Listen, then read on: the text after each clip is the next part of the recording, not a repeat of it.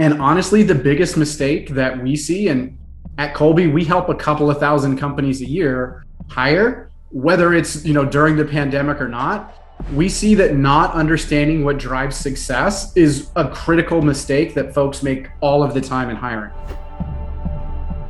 You really need to understand that job and what does it take to be successful, and some of the factors that go into that. So again, even if your clients are like, no, I don't care what you have to say, I need to hire somebody right now. All right, let's pause for 5 minutes and at least go through this exercise. The first thing is, all right, how will this position help the company's success? If this position doesn't help the company's success, they don't need it.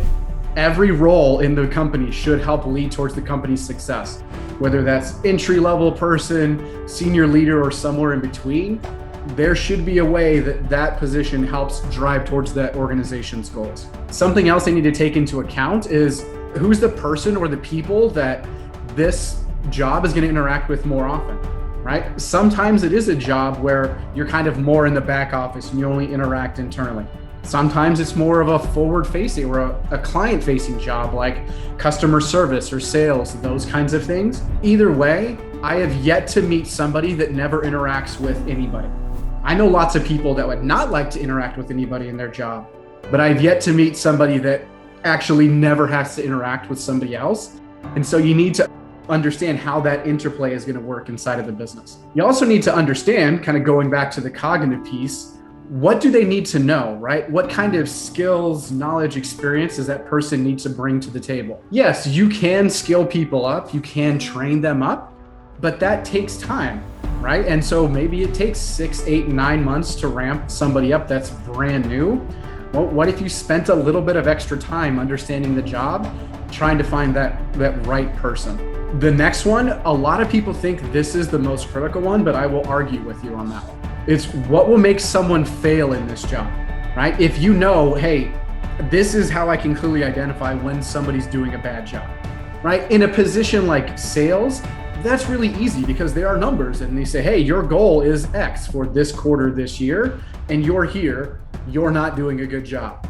But in roles in the organization, like in human resources and accounting, in some operational positions, it's really hard to measure success or failure.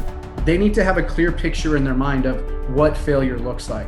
The last one is what I would argue is the most critical one, because this one is kind of the key to unlocking success.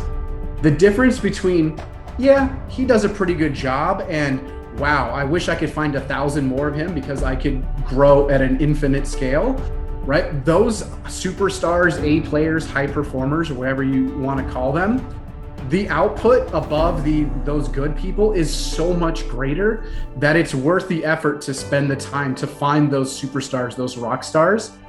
Again, right now, I know there are lots of leaders that are just dealing with, hey, I just need a body in there doing that job. But we really need to try to get them to move towards the model of, I need the absolute best person in that position that fits, that can just show up every day and just be them.